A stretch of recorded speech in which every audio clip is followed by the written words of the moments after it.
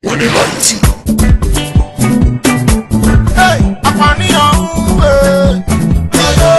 is miracle. In fact, it's wonderful. I know fish out today, today. Goodluck Jonathan. President Goodluck Jonathan. As you know, we know Niger don't stand. No matter every circumstance. As you know, we know Niger goes stand. I am proud to be Niger Delta. I am proud to be Niger Delta. I am proud to be when they mighty. When they mighty. Niger Delta. President Goodluck Jonathan. Jonathan. And your beautiful wife and all your children.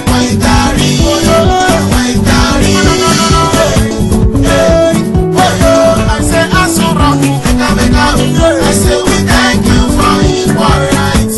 For equal rights. Legislator Asuraku. I say we thank you for equal rights. For equal rights. As we come together. A better Niger go stand if we come together. Live together. President Goodluck Jonathan. As you know, we know Niger don't stand. Mr. President, your vision for Nigeria. Thank you. Let me also join you to commend that short documentary that you presented.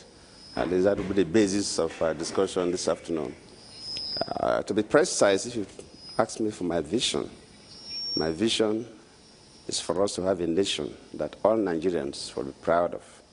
Because listening to the discussions in that short documentary, you really see that people are losing confidence in the nation for some reasons that probably along the line we're going to discuss. A nation that all of us will be proud of. A nation built on unity, that all of us believe in ourselves and that we are one person. A unity that can encourage solid, sound economy based on solid education so that you can move further. And where you will have the basic infrastructure like power, road, and others to support the private sector. But for the economy to grow, it is the private sector that will drive it. And security that will encourage investment locally and foreign direct investment. So that, and for that to happen, you also need to build institutions, the civil service, the judiciary, the legislature, and other organs of the executive to do what they're supposed to do, just like we're talking about corruption, solid institutions. And for us as a nation to play our role globally so that we, as one of the leading African countries, will be recognized that when a Nigerian wants to travel to any part of this world, it's not subjected to all kinds of humiliations when it's applying for visa because of our own challenges. That's my vision for this country.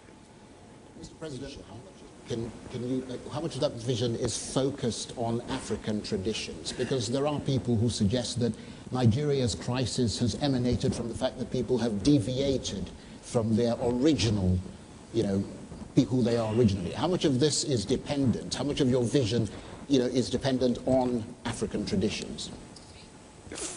Well, even if you listen to the documentary, you really see that people believe that probably, wrongly or rightly, that even our governance structures, like now we are on a presidential system, very expensive system. You borrow from the United States of America. You conduct elections every 4 years. Very, very expensive. Of course, the debate is there, even the amount of money we are currently spending only on voters' registration.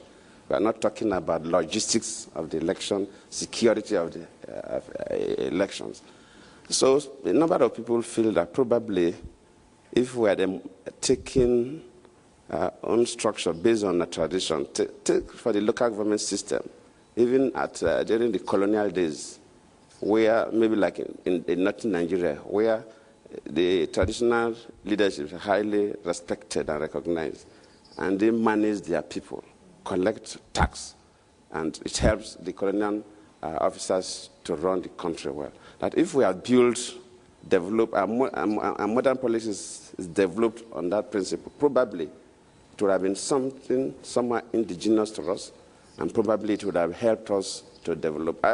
Maybe you compare to some of the Asian countries where the countries are still ruled by the kings. The whole country, the whole resources of the country belongs to the kingdom. And you see that they are developing. The central bank is almost like the personal bank of the king. But they are developing because it is based on their own tradition. And they build on that. But probably the accusation is that, we came at independence, we came with a parliamentary system, try to imitate the British structure. After that, now moving to presidential system, shifting to the American tradition, a bit alien to us, without modification to suit our own circumstances.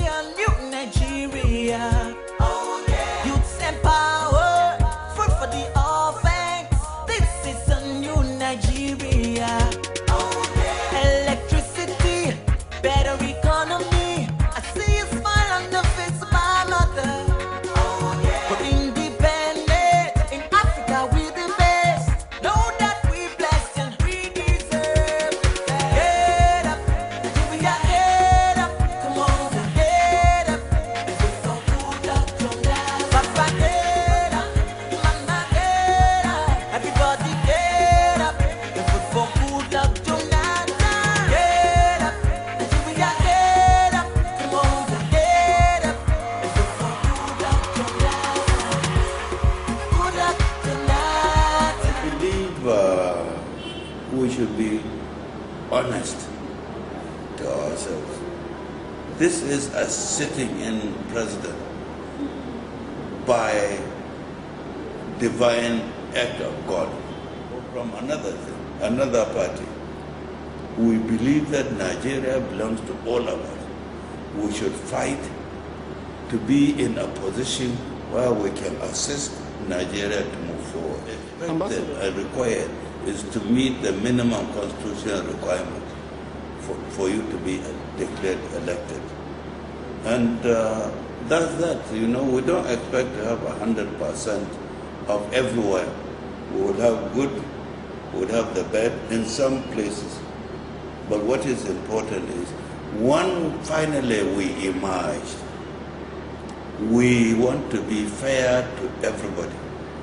Our candidate will become the president not of just the South, but of all Nigerians.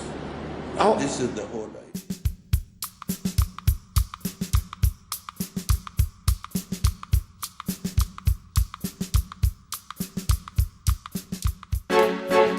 Allah ya bada sa'a Nigeria. Good luck Nigeria. Mu har da ku maza da mata kowa da kowa duk mutanen Nigeria mun yarda akan cewa Goodluck Jonathan a bar mana Jonathan ta zarce Jonathan haka ci gaba Jonathan dan da cin gaba Jonathan ai mun yarda ga mutunci da zumunci da adalci da irin miliki ai sai Goodluck ta da kasa da cin gaba babu ilimi son zaman lafiya kamar Jonathan. Goodluck Jonathan. Ka ci gaba Jonathan ai mun yarda Jonathan a bar mana Jonathan. Good luck Nigeria. The Chalawa Gorge Dam was designed in 1992 with the potential for generating hydropower. However, the emergence of the Millennium Development Goals in 2000 with the ambition of eradicating extreme poverty introduced some initiatives that has affected and made positive changes in the lives of the people in Karaye local government area of Kano.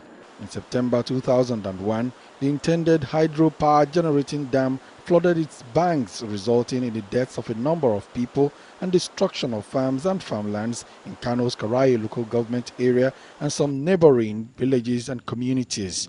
Recently, more lives have been claimed as a result of the dam spills. The MDG's office, in collaborations with other relevant stakeholders, came together to provide preventive erosion control measures at the Chalawa Gorge Dam. In the effort to halt the destruction, funds provided by the MDG's office were used for the construction of a bridge to minimize the flow of the dam over its banks. The MDG's office provided over 700 million naira for the construction of the bridge and the introduction of a modern irrigation scheme. Today, people of Karai are happy with the new development in their community. Since it was built, my people have been benefiting very well through irrigation and fishing and the drinking water, and animals also benefit from the water that has been dumped there. Luckily enough, MDG came to our rescue, and we really appreciate that. It has been very wonderful because just in this 2010 budget, we had about 200 hectares of irrigated land that is supposed to be constructed and is now under construction. And I will go around the place. In fact, without this reservoir, that could not be possible. And with the reservoir, without that, I think farmers cannot get benefit. So the intervention of MDG is highly at right time and is welcome. People of Karai are predominantly farmers who have witnessed the change that has taken place and understand that the things have changed for farmers in the area. 32-year-old Malam Lawan Isa has been farming in Karai for the past 2 decades. The 20 years of his farming before MDGs came to their rescue was not very rewarding. Today, Malam Lawan says life has changed dramatically. He says he can now ride to his farm with no fear of dam spills. In the past years, going to the farm every other day could be a horrifying experience for Malam Lawan. He would ride on his bicycle to the farm in great fears of the killer flood. Today he rides to his farm with great confidence, knowing that the possibility of another flood is almost impossible. He feeds his family from the money he makes from the crops he sells. Since the Millennium Declaration in 2000, the Millennium Development Goals have become important tools for monitoring human development progress across nations. However, 10 years after the declaration, poverty still remains a threat to the well-being of many, particularly those living in the rural areas. But let me just say one thing. What is much more important to all of this is the enabling environment to reduce poverty. And what government is doing now is to more strategically invest in the infrastructure. You know that the power reform has been reviewed. More importantly, the transportation has also been taken up, railways, the waterways, the road rehabilitation. This enables the economy to have access to different markets, and that, I believe, is going to make a considerable difference in terms of empowering the poor. The UN goals are looking at 1990 and trying to say that we should halve the proportion of those in extreme poverty by 2015. In Nigeria, we have data for total poverty for 1992. Before then, we had data for 1980 and 1985. So if we use the 1992 number, which is about 42.7% to be precise, let's say about 43%. That is total poverty in Nigeria. The question is, was that total poverty the equivalent of those in extreme poverty or not? So for the sake of moving forward with the program, I believe that the MDG office has adopted that number as representing the amount of extreme poverty that we experienced in Nigeria at that time, which means that we got to be able to cut the number in half to about 22–23% by 2015. Through the MDG, we had what we call the war against poverty. This is strategically planned in order to make sure that we assist these young graduates who are going to serve the nation in nooks and crannies of this country. Nigeria, Africa's most populous country, has abundant natural resources and human resources. In the first 4 years of the country's independence, these resources remained largely untapped. With a